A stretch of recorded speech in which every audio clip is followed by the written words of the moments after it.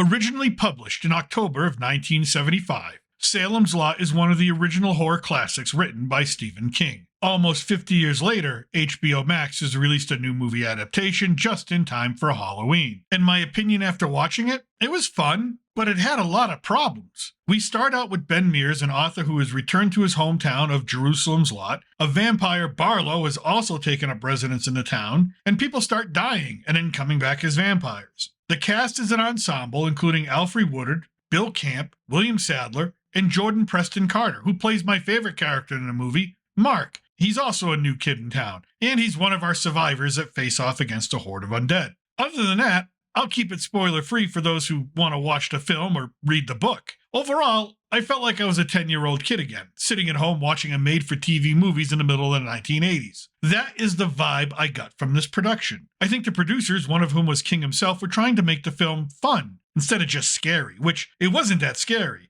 It had some cool visuals, some unnerving moments, but I never got a jump scare out of it. I never got scared. Others watching the movie with me did get scared, but maybe it's because I've seen all the other versions. And I've read the book, that this watered-down version just seemed more nostalgia than horror movie to me. The writing is sometimes cringy. It just doesn't come off as natural in moments. The acting is fine. Like I said, nothing offensively bad, but nothing rewardingly brilliant either. The film suffers from what most novel adaptations suffer from. 2 hours is difficult and limiting when it comes to exploring the themes and characters of a well-written book. The movie is butchered in places. Whether editing, directing, or a combination of both, there are conflicts and situations that are set up, but never paid off later.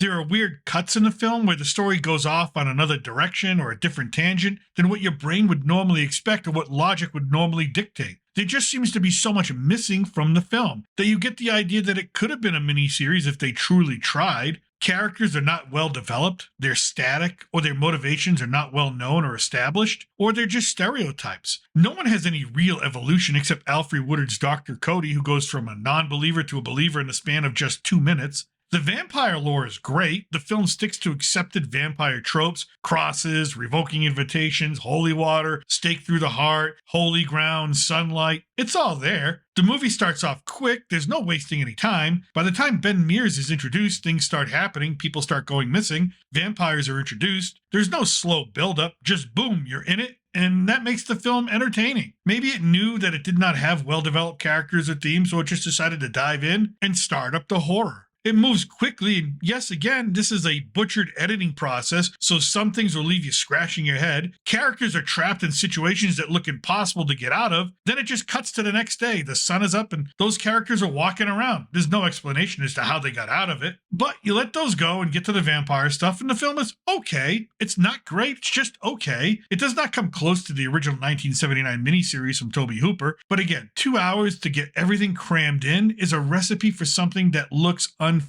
And yes, this film looks at times unfinished. It feels like a rough cut. The special effects are okay, lots of fog, lots of glowing eyes, and the ending, well, the ending is there. When it happens, you're like, is that it? Okay, roll credits. And to be honest with you, this is kind of like the weirdest review I've done in a while because I did not hate the film, despite all of its flaws. I was entertained to sit and watch with others who were way more susceptible to horror scares than I am. Maybe that was the entertaining part for me, watching the film while watching my loved ones get high anxiety. Maybe that makes me a bad person, but at least I'm being honest. So is Salem's Lot 2024 a must-see? No. If you do see it, will you be upset that you did? No, I don't think so. You'll have the same questions and problems I did, but I don't think you'll be upset. It's an honest attempt at entertaining you, one that was cobbled together by people who may have had good intentions, but the actual execution was miffed in many, many places in many, many ways. Yet if you want a cheesy 80s-like production of a vampire film, then Salem's Lot 2024 will do you just fine. And that's what I think. Let me know what you think in the comment section below. And let me know what your favorite film based on a Stephen King novel is. For me, it's always going to be The Shawshank Redemption. As well, we'd appreciate it if you hit the like button, subscribe, comment, and share it out. All that really helps us out at the channel each week. And if you want more reviews and commentary, click on the thumbnails at the end of this video for my movie review playlist and my retro movie review playlist. I hope you enjoyed this video and I thank you for watching. And remember, I'm still your reluctant gringo from somewhere south of the border. Salud and a huevo.